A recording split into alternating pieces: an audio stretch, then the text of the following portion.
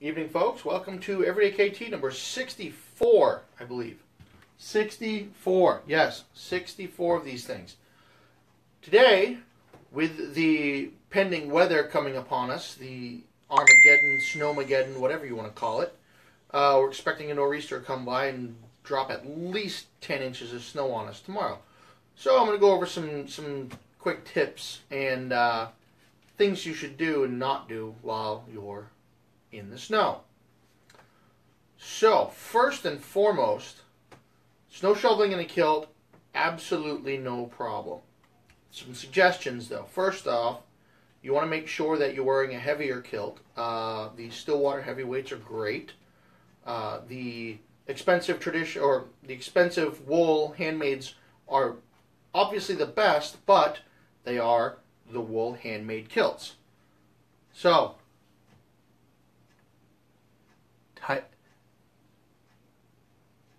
you mean tie, man? I don't know what you're talking about there, Chris. Anyway, so the handmade wool kilts are awesome for outside because they're really nice, thick, and warm. But they are your nice, expensive wool ones, so you probably don't want to do that. I do my snow shoveling in my Stillwater Irish Saffron, the wool blend, I believe it is. Maybe it's wool, I don't remember. There are many other companies out there that make the less expensive heavyweight kilts. Definitely want to wear those. The lightweight kilts, the 13 ounce, and the modern kilts, the canvas ones, really not so great when you're out in the snow. They're very thin, so they don't hold the heat very well. There's not as much fabric, so they blow around a lot easier. And the odds of you getting snow, slush, whatever up your kilt, significantly higher because it's a much lighter kilt. So especially if you have like the sport kilt athletic versions, the one that the athletes wear, do not wear those in the snow unless you have something underneath. And by something underneath, I mean like snow pants, because those things will blow all over the place because they're a little bit thicker than t-shirt material. Fantastic kilts, especially for the athletes, but not so much for the snow. So you definitely want a heavier kilt. The other thing you want to do is one of two things. Either get some really tall snow boots, maybe, I have a pair that's just up to the top of my calf, or you can get some normal boots and a set of gaiters. For those of you who do not know, gaiters are what people who go hike, well actually everybody or anybody, what they do is they put them over their boots and they go all the way up to the knee in some cases, and they keep bugs, bushes, water, all kinds of crap from messing with your legs. So if you have some just regular boots, you don't have the tall ones, all you have to do is get a pair of regular boots and some gaiters and some thick wool socks. Pull those things all the way up, kind of like kilt socks. Pull them all the way up, and you're good to go. Brian, I will be getting to that in a minute. So that's what you do for your shoes. Either really tall snow boots, or short boots, regular or normal boots with thick, tall wool socks and a pair of gaiters, because the wool socks will keep you clean, the gaiters will keep you dry. So, as for the shoveling itself, hey, your shovel, your house, whatever you want to do. Normally, if I'm out here using just a regular shovel, I usually wind up shoveling in a t-shirt and a kilt and the boots, because, anybody out there who snow shovels know very, very well that you get really hot really, really fast. I do suggest getting a really good pair of gloves and a nice hat, but those of you in colder climates know that all too well. Alrighty, so Brian, snowblowing. Yes, there are pictures on my Facebook page and out on kiltrock.com from when I was doing snowblowing last year. It is a thing, and it does work. Bent shovels, yes, those funky ones, Chris, those work pretty well. So, snowblowing in a kilt. Things you want to be careful of when you're snowblowing. 1, do not leave the snowblower running and walk in front of it.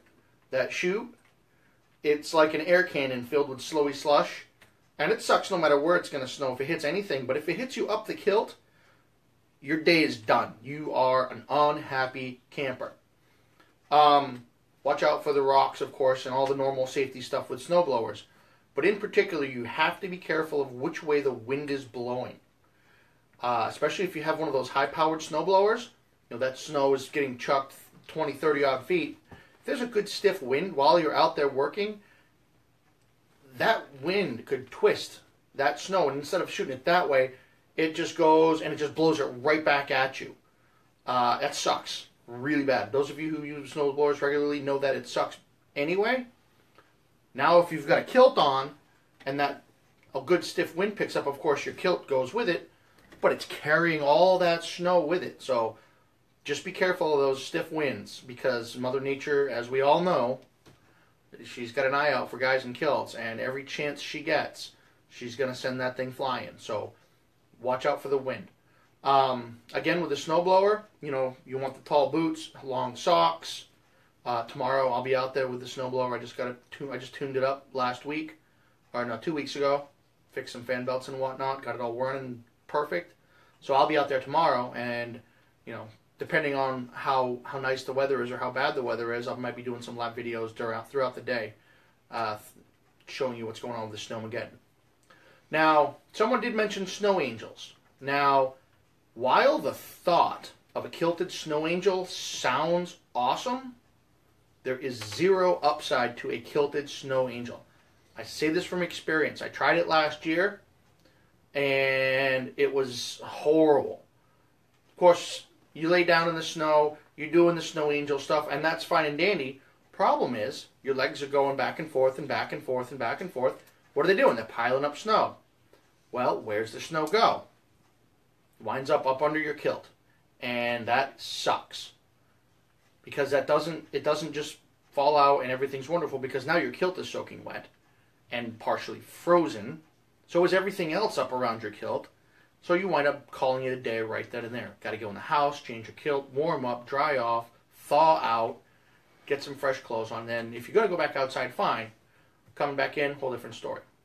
So snow angels in a kilt, fine in theory, great to try once, but I don't know very many people who would dare do it more than once. A little crazy. So that comes to the next topic of snowball fights. Kilted snowball fights are awesome and hilarious, provided you have one key element. That is a wall to hide behind. You have a nice, tall snowbank that you're hiding behind. Oh, at least, say, a foot above your kilt. Life is wonderful. Go at it, have a blast, have a good time. Awesome.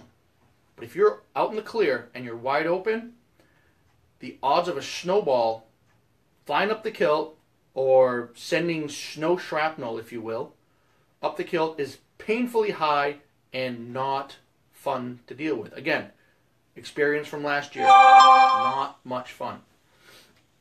The next thing, snow sledding.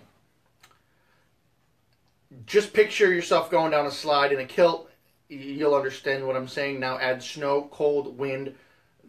Nah, it's great for shenanigans, but as an actual fun and games activity, kilted snow sledding is not recommended. That being said, if you throw in some snow pants, put the kilt on over it, go for it, have a blast, but there are significant drawbacks to sledding in a kilt. Now I'm talking about the long toboggan style sleds. The old school ones, same deal. Those little saucers, hell no. Forget about it. No way on earth. I didn't even think about it. Not going to happen. So, let's see, what do we got covered? We talked about snowball fights, snowblowing, shoveling,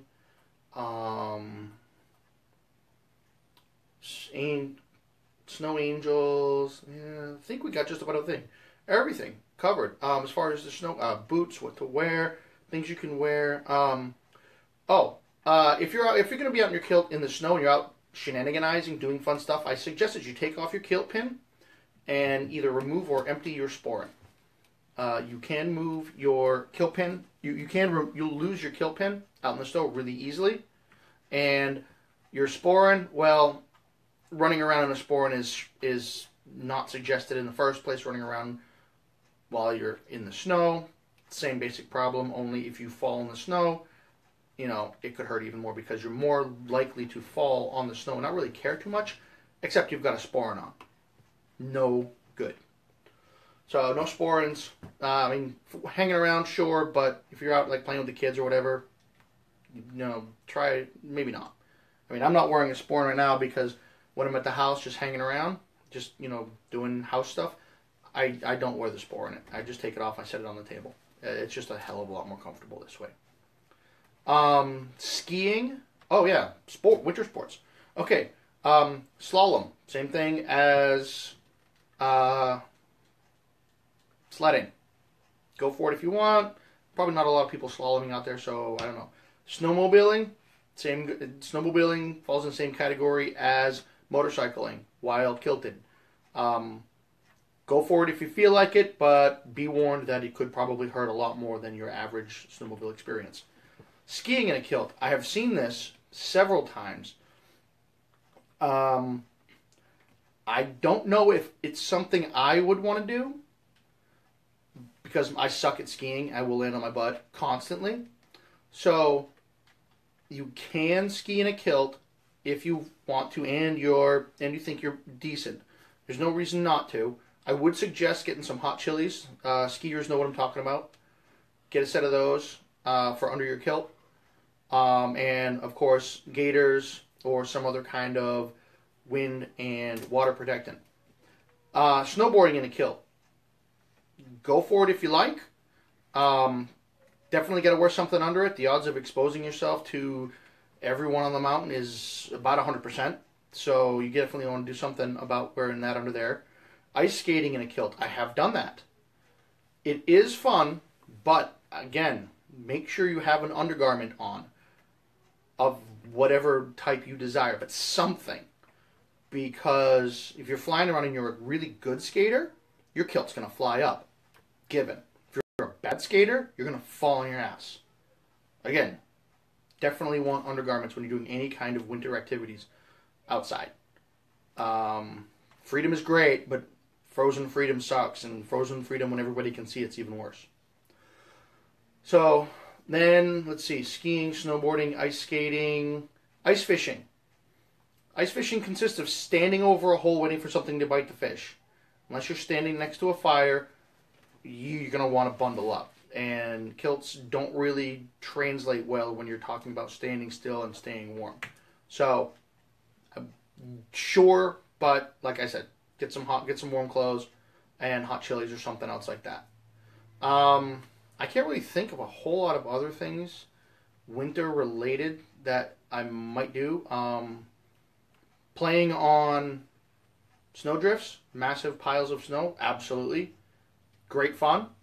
Just be careful because while most of the hill might be nice and firm, you're going to find that one spot where there's like a gap between the chunks of snow, and you're going to go all the way up to mid-thigh or higher through the snow. So you got to watch out for that. General wandering around, hiking, snowshoeing, stuff like that. Sure, again, gaiters, staying warm. Got a couple other things. Somebody throw out a kiltology version for me so I can throw that up there. So, ultimately, when all's said and done, you're going to want to stay warm. And after a day of shenaniganizing out in the snow, a campfire, a fireplace, a something like that, always fantastic. Just be careful.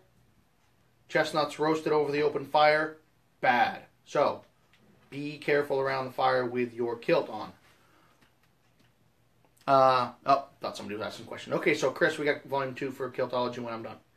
So, be careful of your kilts around the fire. Wool doesn't burn hardly much, but the acrylics, the blends, those things can light up and melt, and it's like melting plastic over your skin. You want to avoid that at all costs. I saw a video somebody actually took one of the cheapies, burned it, and it was just like dripping plastic. Sleigh riding. Sleigh riding, definitely, Ruby. If you're riding in a sleigh, absolutely, provided that you have blankets. I would highly suggest getting some either fur blankets or very thick blankets to wear while you're riding the sleigh. It's a lot of fun. I've actually done it. I rode a sleigh Christmas morning in the Alps many moons ago. I wasn't kilted at the time, but it was still cold as hell. So you definitely want warm stuff. Blankets, something else, whatever you want. But just got to stay warm. That's the key here. What? Oh, well, yeah. So at night, so one thing that is always awesome, it's, of course, warm drinks to around the campfire after shenanigans in the snow. A little bit of single malt in the hot chocolate, always good. The peatier and the oakier the single malt, the more flavor you're going to get in the hot chocolate. Just don't share it with the kids. Don't forget that. Don't share it with the kids, because that would be bad. So if you get like a Lafroig style single malt, one of the cheaper ones, McClellan's Islay blend is really good for this. Put that in some warm hot chocolate. Fantastic. It's awesome. So we are looking at Kiltology Volume 2 today. If anybody has any questions about kilted shenanigans while in and around snow, please throw a comment under the video, and I'll answer them. And if it's a good one, tomorrow, while we're enduring all the snow, I may do a live video based on the questions that I've been given. I will try to get some good pictures of snow blowing and running the shovels and all that other stuff, but who knows? Let's see what we've got for Kiltology today.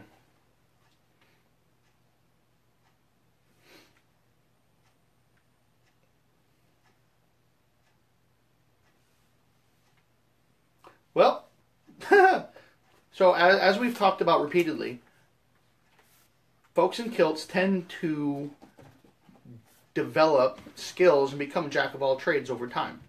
And Kiltology number 496 follows that one perfectly. Sewing was the title. If you happen upon a kilted lad who is sewing his damaged kilt, please let the poor lad to his work and be on your way. He is trying quite diligently to repair his clothes so he can avoid being taken off to the stocks for public nudity. So if you see a guy sewing his kilt, let him finish it quick. Because last I checked, walking around without your kilt on is frowned upon in a vast majority of places that we live. So, for those of you who are in the path of this storm, be safe tomorrow. Hopefully nobody will have any serious problems, damage or otherwise. And I will see you all over the place tomorrow. Be strong. Put a kilt on.